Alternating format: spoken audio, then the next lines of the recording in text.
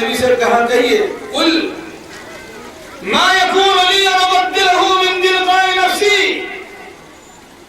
میرے اختیار ہی میں نہیں ہے کہ میں اپنی جانب سے قرآن مقدس میں کسی قسم کی تبدیلی کروں.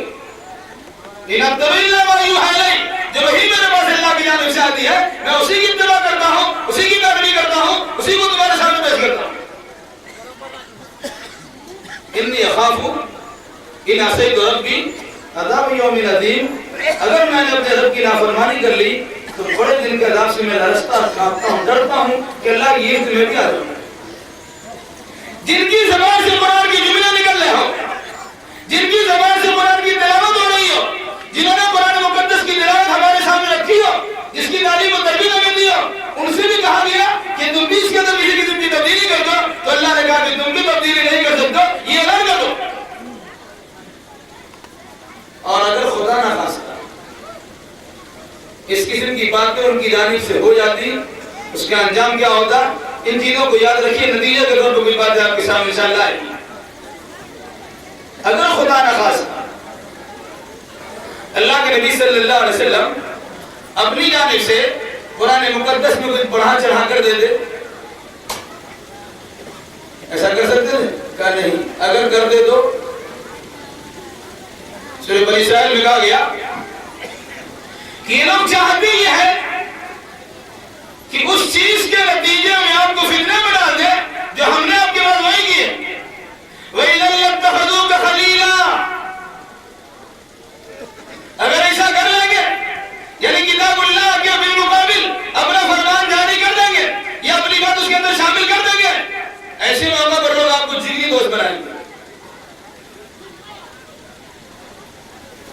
لیکن قرآن نے کیا کہا اس کے بعد؟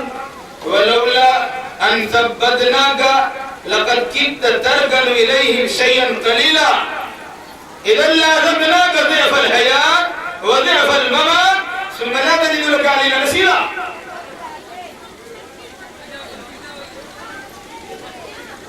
اگر ہم آپ کو ثابت قدم نہیں رکھتے تو فریب مخالف کی باتیں سن کر آپ ان کی یعنی کچھ مائل ہو ہی جاتے ہیں. ارادہ یہ تھا کہ ان کی تھوڑی سی بات اگر ماننے تو سب لوگ ایمان لے آئیں گے، کہ اگر نہیں تو مرتے تو ایسا ہو جاتا. اور اگر خدا نہ خواستہ ایسا کر لیتے لا تَقْنَاكَ ضِعْفَ الْحَيَاةِ وَضِعْفَ الْمَمَاتِ، دنیا بھی دوہرا عذاب دیتے اور مرنے کے بعد بھی دوہرا عذاب دیتے. اور اس کے بعد قرآن نے کہا کہ جب ہم عذاب آپ کو دینا شروع کر دے تو کوئی انسان آپ کا مددگار نہیں ہوتا، کوئی بچا نہیں سکتا. بل کسی پر نہیں بس کیا. قرآن سورہ حاقہ میں سرکار سے بھی تفسیر بیان کر دیے کہ وَلَوْ تَقَوَّلَ عَلَيْنَا بَعْضَ الْأَقَاوِيلِ لَأَخَذْنَا مِنْهُ بِالْيَمِينِ ثُمَّ لَقَطَعْنَا مِنْهُ الْوَتِينَ وَمَا مِنكُم مِّنْ أَحَدٍ عَنْهُ حَاجِزِينَ. سورہ حاقہ کہ اگر یہ نبی محمد رسول اللہ اپنی جانب سے کچھ بڑھا چڑھا دیتے، اپنی بات کو اس میں شامل کر دیتے، لَأَخَذْنَاهُ بِالْيَمِينِ، تو میں دائیں ہاتھ سے پکڑ لیتا. ثُمَّ لَقَطَعْنَا مِنْهُ الْوَتِينَ، پھر میں ان کی شہرت کاٹ دیتا اور تم میں سے کوئی انسان ان کو بچا بھی نہیں سکتا. یہ خود اللہ کے نبی محمد رسول اللہ کے بارے میں قرآن ہے. اب اندازہ لگائیے جس زمانے میں قرآن کا نزول ہوا اس زمانے سے یہ چیلنج چلا آ رہا تھا کہ قرآن جیسی کتاب لیا، قرآن جیسی سورہ لیا، قرآن جیسی سورہ لیا. جو لوگوں نے اس زمانے میں تو پیش کرنے سے اپنی عجیبی کا اظہار کر دیا، عربی کی فصاحت و بلاغت رکھنے والے انسان قرآن مقدس کے جواب دینے سے قاصر رہ گئے، اور وہ انسان جن کے پاس عربی نام کی کوئی چیز نہیں، عربی کے علم سے واقف نہیں ہے، وہ قرآن مقدس جیسی کتاب پیش کرنے کی کوشش کرتا ہے. آخر کیوں؟ اس کی وجہ کیا ہے؟ ایسا کیوں ہوتا ہے؟ اس کی وجہ یہی ہے کہ یہاں بھی شکایت ہے اور وہاں بھی شکایت. وقال الرسول یا رب ان قوم اتخذوا هذا القرآن مهجورا، کہ قیامت میں اللہ کے رسول کہیں گے اللہ یہی میرے قوم کے لوگ ہیں جنہوں نے قرآن مقدس کو چھوڑ دیا. کیسے چھوڑا آپ نے بھائی؟ قرآن چھوڑنے کی صورت کیا ہے؟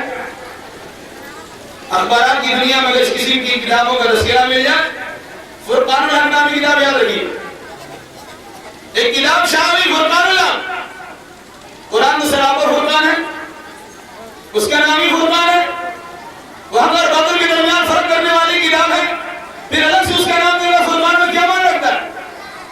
اس کا نام اس بات کا بتا دیتا ہے کہ اپنی جانب سے بڑی ہوئی چیز ہے، لوگوں کو مطلب ایسی چل گیا کہ لوگوں نے اپنے طرف سے بنایا۔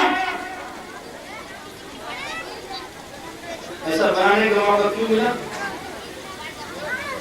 اس کی وجہ کیا ہے؟ وجہ یہ ہے کہ ہم نے بھی بعض کتاب کو قرآن کا درجہ دے دیا، قرآن نہیں پڑھایا تھا، کتاب پڑھی جائے، ہم نے بھی قرآن مقدس کی تعلیم کے مقابلے میں نئی تعلیم پیش کر دیا، نہ ملک اور اکسی بات ہے، اصلی اسلام کے مقابلے میں جعلی اسلام پیش کر دیا، کتاب و سنت کے اسلام کے مقابل بدعت و خرافات کے اسلام پیش کر دیا،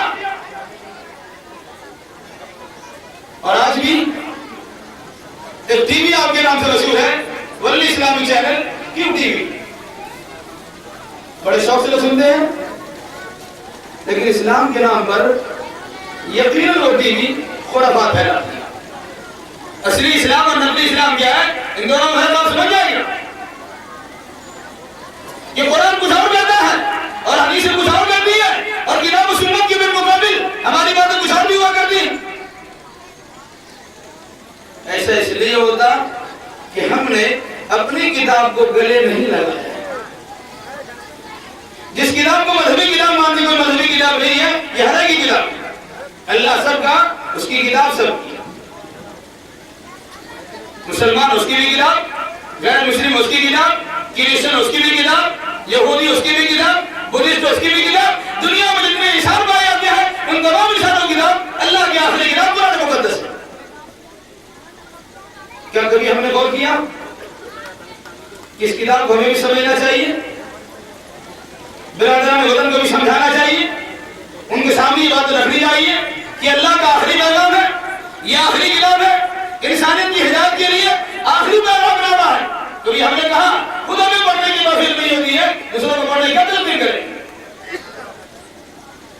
باتیں تو بہت ساری ہوتی ہیں، آپ کے سامنے یہ بات یاد رہی ہوگی اور آپ سنتے بھی رہے ہوں گے کہ قرآن اللہ کی کتاب، اتنی بڑا اللہ کی کتاب، آپ انسان کیسے سمجھ جائے؟ قرآن عوام نہیں سمجھے، یہ خواص لوگوں کی سمجھنے کی چیز ہے، یہ قرآن سے دور رکھنے کی سازش ہے۔ اللہ کی بات سن کر سمجھتا ہے، الحمدللہ رب العالمین کہتے ہیں، اللہ کی تعریف کرتے ہیں، اہدنا الصراط المستقیم کی دعا مانگتے ہیں، اللہ سے دعا کرتے ہیں، اللہ آپ کی صلاح کو سنتا ہے، اور آپ کی صلاح کے طور پر، یہ دعا کی قبولیت کے طور پر پورا قرآن اگر آپ کو دیتا ہے تو اسے لینے کی کوشش نہیں کرتے۔ ہر نماز میں ہر انسان بار بار اللہ کے دربار میں دعا کرتا ہے، اہدنا الصراط المستقیم، اے اللہ ہمیں سیدھے راستے پر چلا۔ دعا کرتا ہے بھائی، ہر ایک انسان دعا کرتا ہے، سیدھا راستہ کہاں ہے؟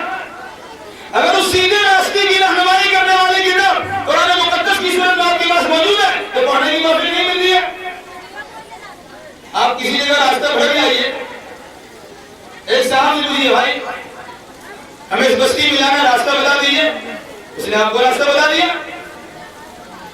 10 منٹ کے بعد اسی آدمی سے کہتے ہیں بھائی فلاں بستی مجھے جانا ہے، راستہ بتا دیجیے، اس نے پھر راستہ بتا دیا، کھڑے ہیں، پھر کچھ دیر کے بعد کہتے ہیں بھائی نے راستہ بتا دیا، فلاں بستی میں جانا ہے، راستہ بتا دیا، پھر کھڑے ہیں۔ کیا آپ کو پاگل گھوشت نہیں کیا جائے گا؟ آپ تماشے کھانے کے لائق نہیں رہیں گے؟ آپ کو دھکارا نہیں آئے گا؟ کتنی کئی بار پوچھو گے؟ پوچھنے کے بعد اگر تمہیں جواب دیا جاتا، تمہیں راستے کی رہنمائی کی جاتی، تم جانے کے لیے تیار نہیں ہوتی، میں برباد کرتا ہوں۔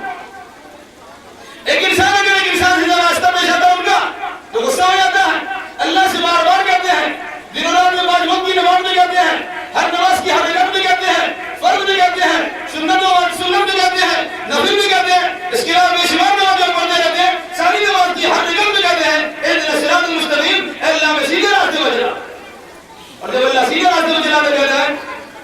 ذالک الکتاب لا ریب فیہ ھدی للمتقین، یہ کتاب اللہ کی جانب سے نازل ہونے میں کوئی شک و شبہ گنجائش نہیں ہے، یہ راستہ چاہنے والوں کے لیے راستہ دکھانے والی کتاب ہے، متقی انسان کے لیے رہنمائی کرنے والی کتاب ہے، تو رہنمائی آپ کو دی جاتی ہے لینے کے لیے تیار نہیں ہے۔ اللہ کے